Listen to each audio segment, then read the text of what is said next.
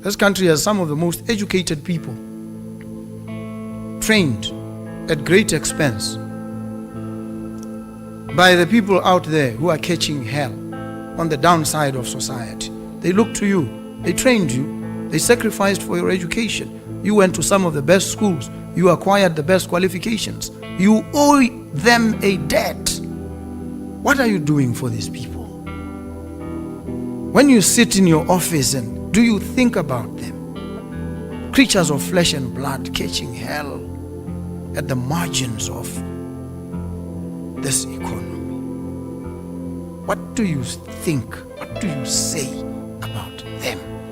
Ladies and gentlemen, this is the President of the Republic of Botswana, Duma Boko, echoing wisdom and commitment to his country. His words reflect on Captain Ibrahim Traoré's system of administration, one that does not wait but looks forward to a liberated Africa. From the time he was elected, he has always admired Captain Ibrahim Traoré's style of administration, which is rewriting the future of Burkina Faso and the Sahel alliance. He rejects politicking propaganda, and in his latest address to government and defense chiefs, he has fully embraced Captain Ibrahim Traoré's approach. From a civilian, democratically elected leader, he now wears his uniform, a public sign of defiance, not only against Western bullying, but also as a symbol of the fight against corruption and the ongoing struggle for freedom. Take a listen to his speech, which is causing an uproar across the southern region of the continent, and you will be amazed. I want to change this country spectacularly in 3 years. So I don't have 10 years.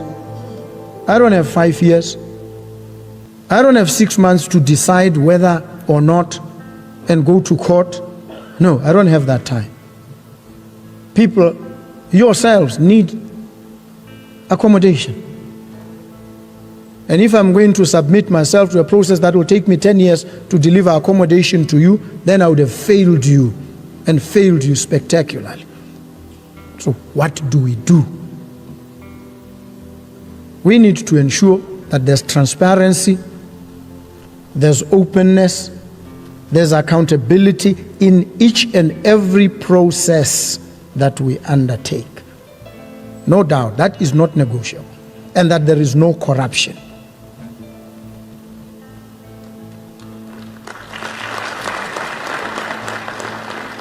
And so people say, when you acknowledge a failed system and you say, whatever we do, we must not do this one.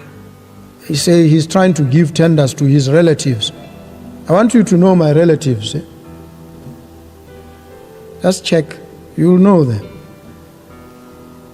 You need to know them so that you can track whether any one of my relatives has any tender. You need to ascertain, you need to be sure about these things. So that when these allegations are flung about, because one is seeking to move from an entrenched system of corruption to something that offers us some redemption, yet you are able to interrogate the allegations. And we must interrogate the allegations together. And so it's going to be very critical for us to find ways of moving away from this corrupt system and engaging in a different one that we can monitor and track, one that delivers results timeously, within budget, no corruption. And so we need to look for the best practices. And that we will do. If there's anything that I'm not afraid to do, it is to take decisive measures, even in the face of opposition and hostility. If it has to be done, it is good for the country, it is good for the people, I will do it. Make no mistake about it. I declare this, and I declare it publicly, so that it is known, so that when you gauge and you assess, you understand how I approach these matters. And with me, I'm always open to engagement. You disagree with me? Let's talk. you tell me, I think you're getting it wrong here. And I'll listen to you. And if I realize you are correct, I will say it to you, but not just to you, I'll also say it publicly. I've been advised by my friend or my colleague that this approach is wrong. I have reassessed. I have come to the conclusion that it is actually wrong, and we self-correct. That's how you operate. Because we are all frail and fallible. This is the concept of bofokoti. This is what it means. When you say that, it means you appreciate your own frailties, your own brokenness. You're broken and fissured yourself. And so, when others come and they approach you with a different perspective, you pay attention. And when you realize they are correct, you heed what they say. This is how you operate in a sane and sober environment. It doesn't matter who you are. It doesn't matter what position you occupy.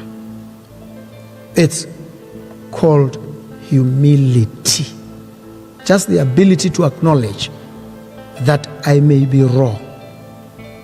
Even when you think you've got it right 100%, you may actually be 100% wrong. And when somebody challenges you, if you think you are right and you believe in the correctness of your proposition, then it becomes an opportunity for you to persuade them, to win them over, or be won over to their side.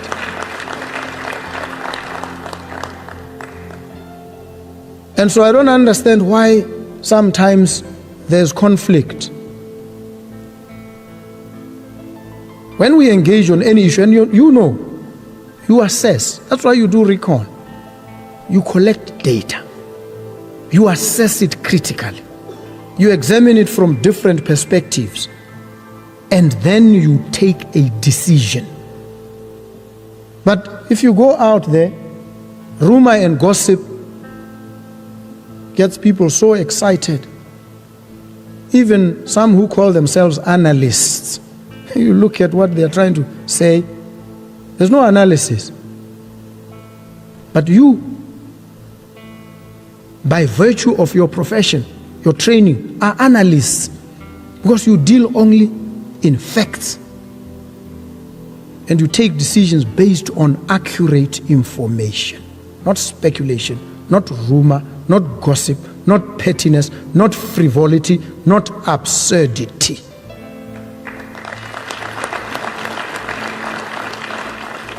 That's your job. And you need to demonstrate these capabilities because you have them. And so it's important for us to understand these issues. And I commit here and now and going forward to working with you to build the Botswana Defense Force so that it truly provides for security, accountability, and meritocracy. That your actions on and off duty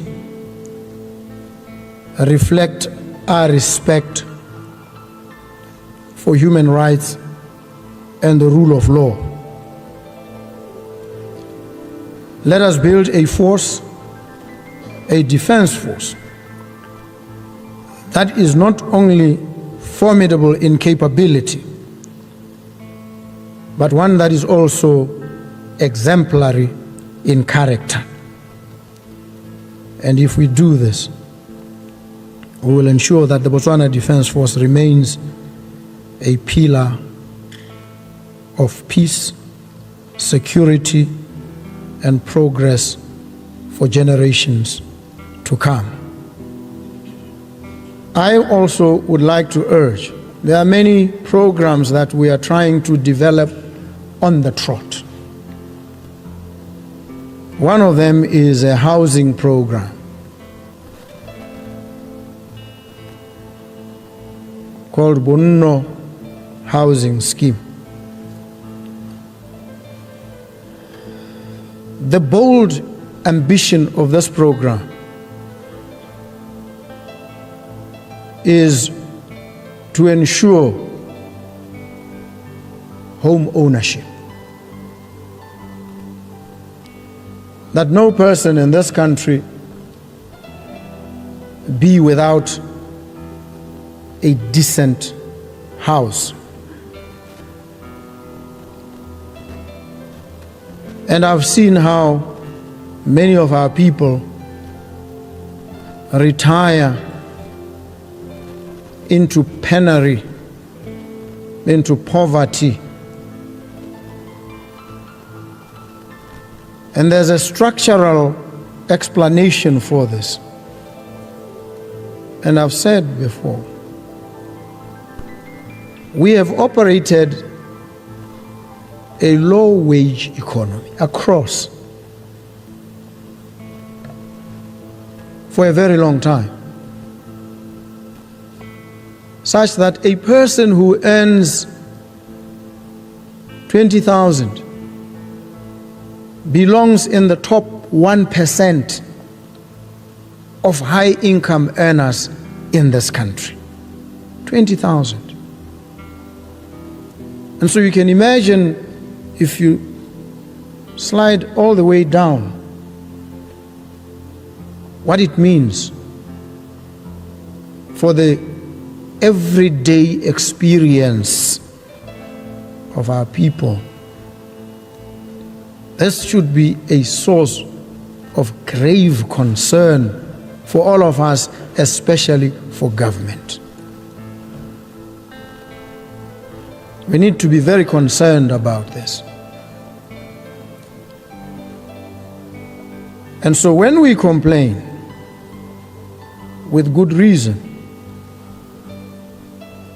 we need to understand that we are dealing with a structural problem. And so we must face up to it and address it structurally. So this housing scheme is an attempt to place immovable property in the hands of citizens, as many of them as we possibly can. And the ambition is to build 100,000 of these houses in the next 3 years. I've said 3. The minister says he wants to do it in 2 years. And so this program is being rolled out in every constituency. The minimum is 1,000 houses. And so wherever you come from, you are entitled, if you have a piece of land that you've not been able to develop because of the challenges that we all face, you now can, for a very reasonable amount per month, at least put up some decent shelter.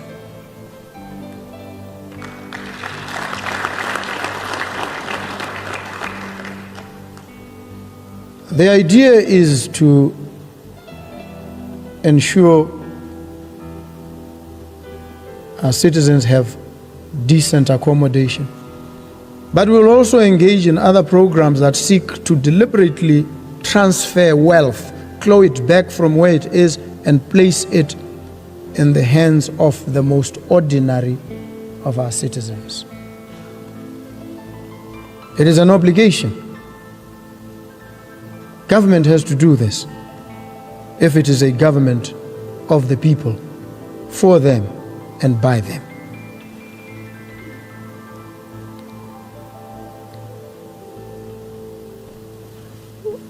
We are also in the process of finalizing the development of a comprehensive national security strategy for this country in order to enhance our security ecosystem. This strategy will provide us with a framework to respond to both external and internal threats,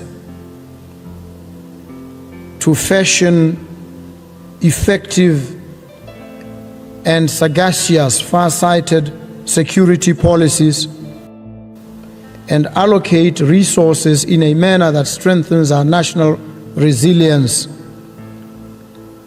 And it will also lead to role clarity in our security environment.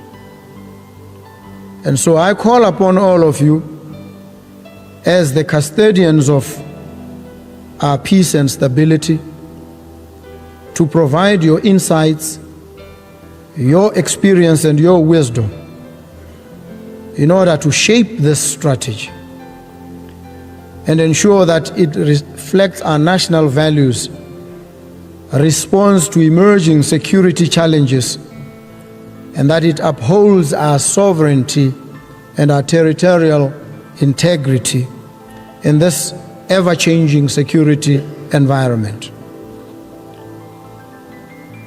I am aware that one of the most significant obstacles to developing an effective national security strategy is a lack of consensus, common ground and vision on our national security priorities. This has led to a national security strategy being reactive as opposed to being proactive. In some countries, and indeed maybe in ours as well,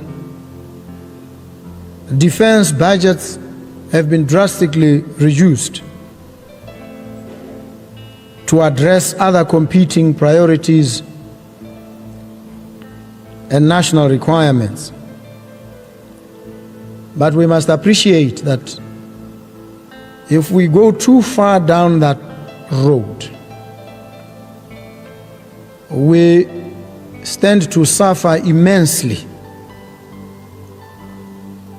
in times of need.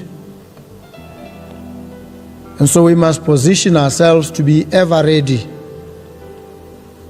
properly resourced,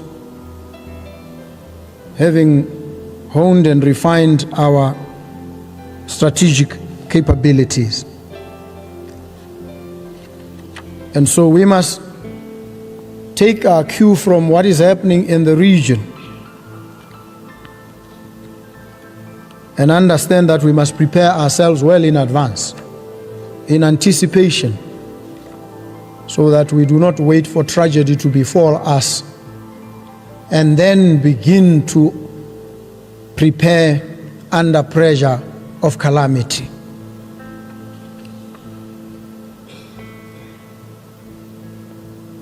Esteemed senior officers, Botswana's participation in peacekeeping missions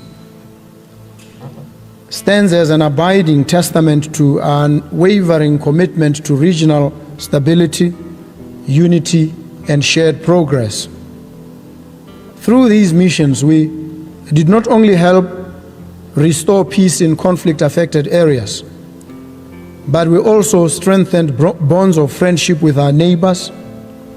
We fostered mutual trust and regional interdependence. Our involvement promotes collective security, it enhances our diplomatic influence, and it reinforces Botswana's role as a responsible and proactive member of the international community. Our active participation in the SADC mission in Mozambique, SAMIM, and the Democratic Republic of Congo, SAMI DRC, evidences this.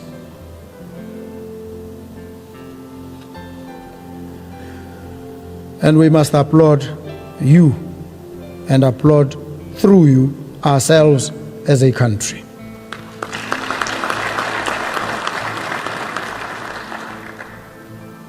Turning now to people issues, the BDF has made significant strides in gender integration aimed at addressing issues of equality, equity, and inclusivity.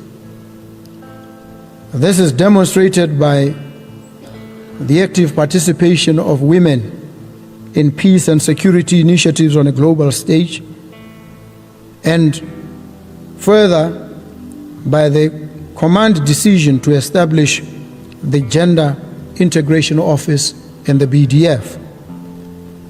Gender mainstreaming is a critical component of the military for operational efficiency and effectiveness.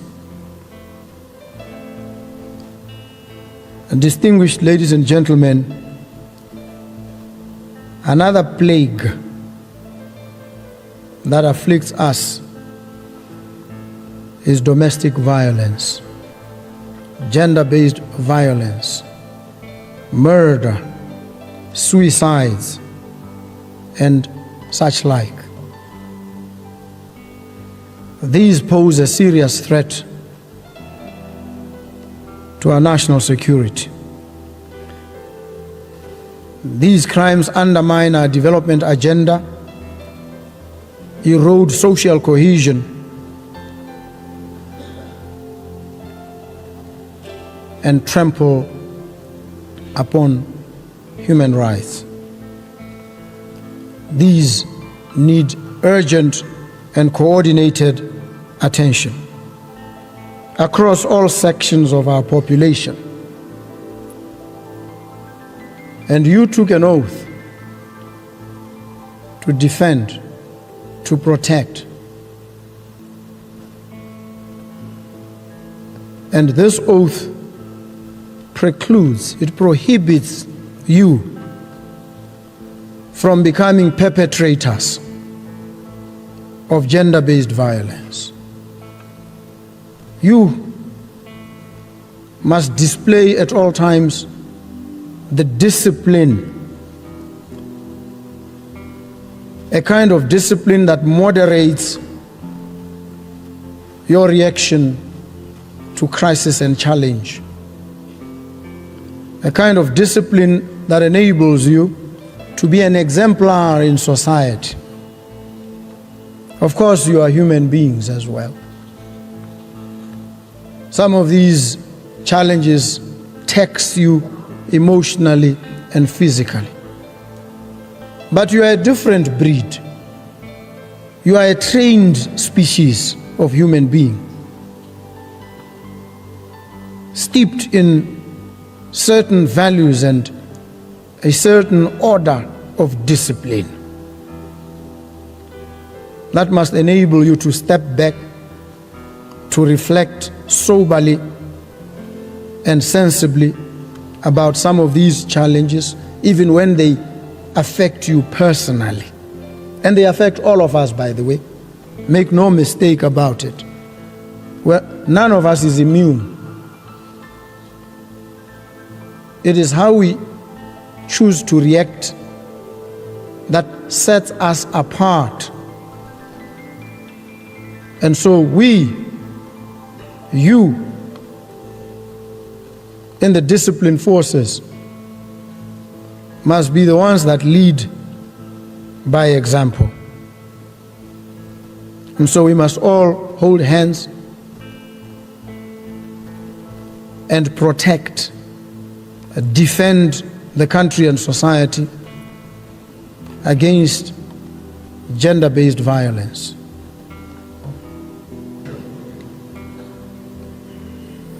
Distinguished ladies and gentlemen, it is a great honor and privilege for me to be here with you today and to speak to you at this 20th Senior Officers Strategic Conference, which you hold under the theme embracing a new dawn in defense capabilities inspired by human security, accountability, and meritocracy.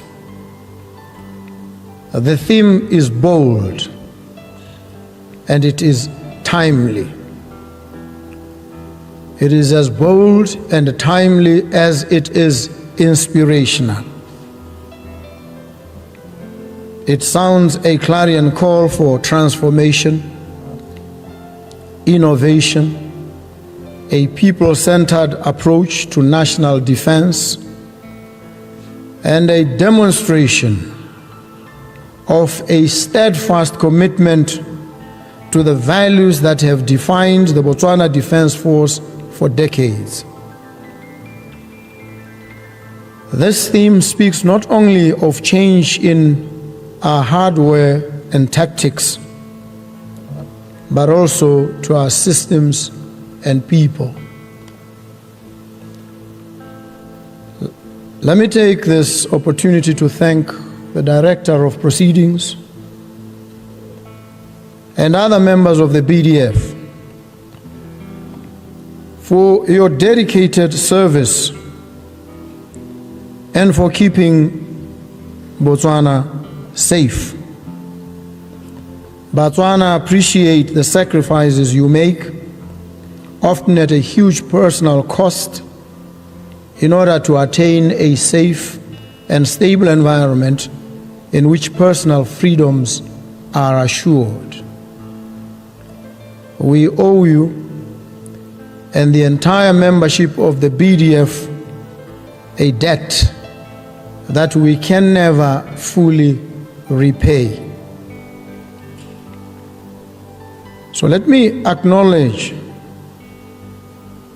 here and now that I have interacted with the Commander on many occasions, and he has outlined to me some of the challenges that the BDF is currently facing. These include issues pertaining to conditions of service for the members, as well as the civilian employees of the BDF. Operational readiness, social welfare challenges, mostly aggravated by the ever-changing operational environment in which you exist. I give you my assurance, solemn and serious, that government is committed to ensuring that our military is adequately equipped and resourced for the full range of military operations it has to undertake.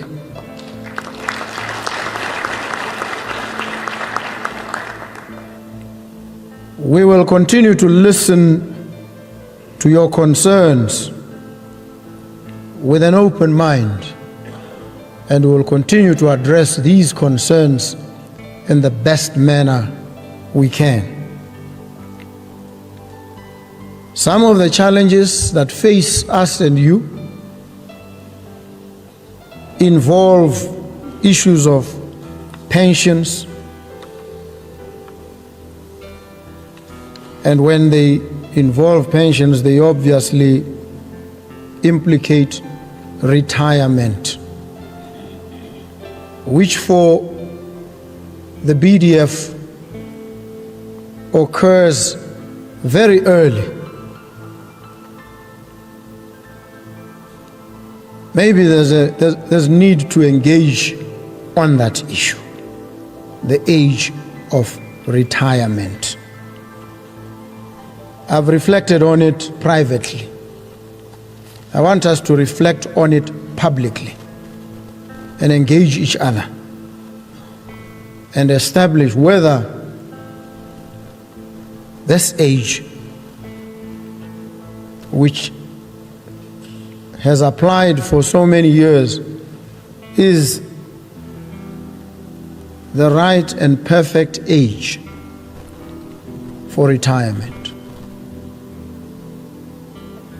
We also are wrestling with issues of accommodation, healthcare services, equipment maintenance, refurbishment, and replacement of your military wear. We may ask, what do Botswana expect from you in return? In your service to this nation,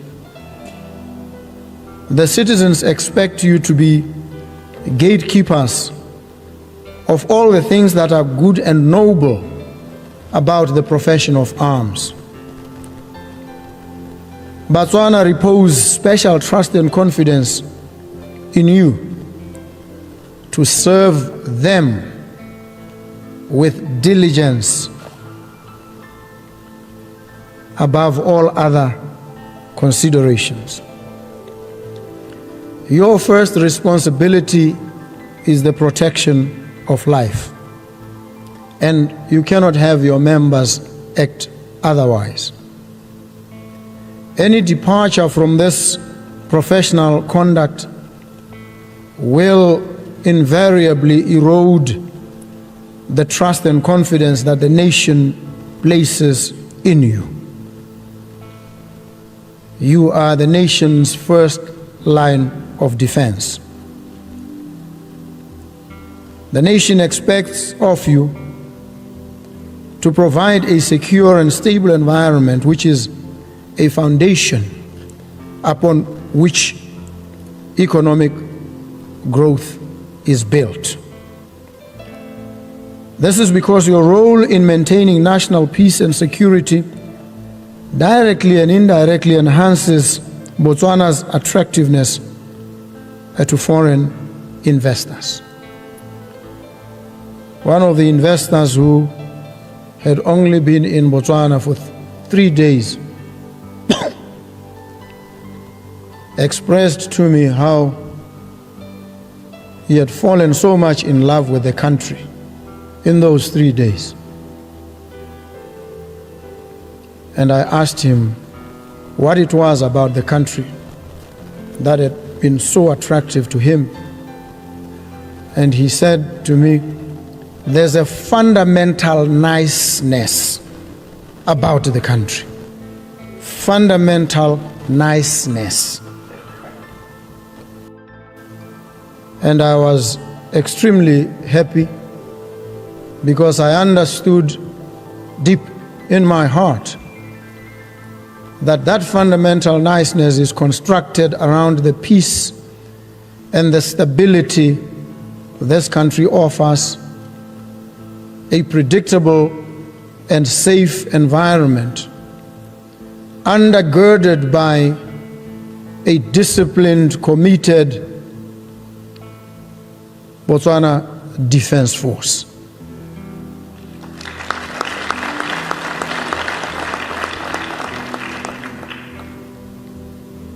And so I urge and encourage that you continue to be that anchor for the country and its economy,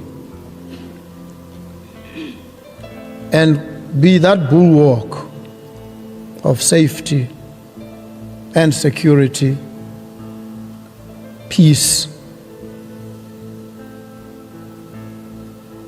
that guarantees the enjoyment of the fundamental rights, human rights that every citizen must enjoy. And these rights, we all must know, are both universal and they are interdependent and indivisible. Human rights are interdependent. You cannot assure one to the exclusion of others. You must assure them all. And they are indivisible. That is why it becomes a fundamental imperative for the country to ensure that those who guarantee its peace, its safety and security are themselves taken care of. It is an obligation, therefore, to look after the Botswana Defence Force.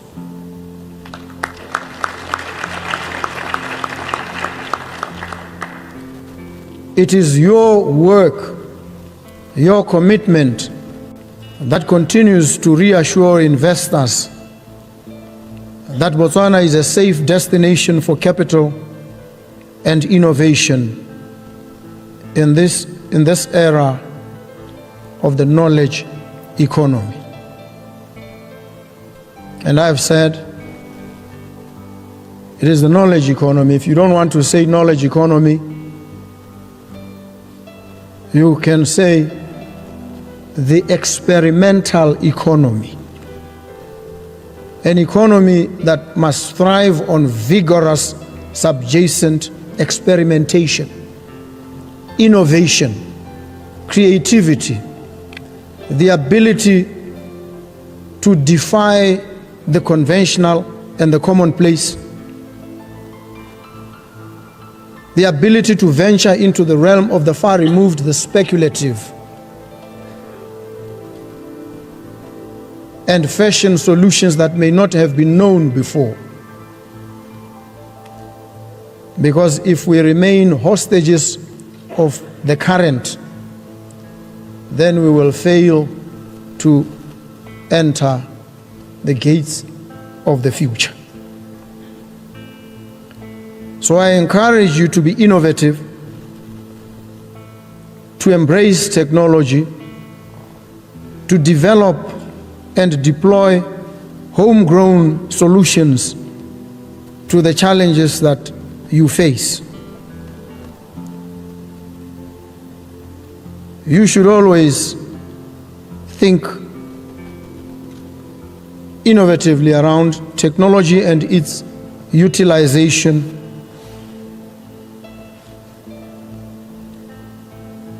in relation to the defense systems,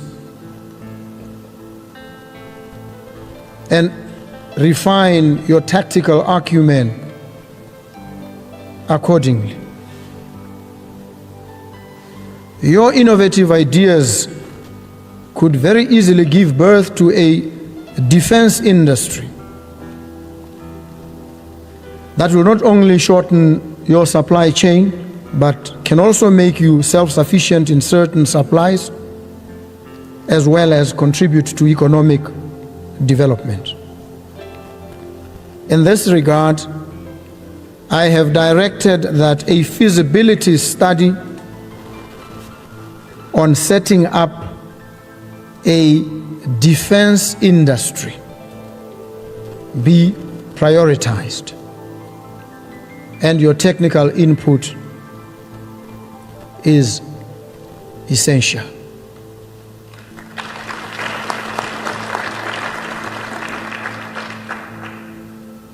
We need to develop this military industrial complex. We need to develop it quickly. And so we will have to amend the laws so that they facilitate this and conduce to its realization in the shortest possible time.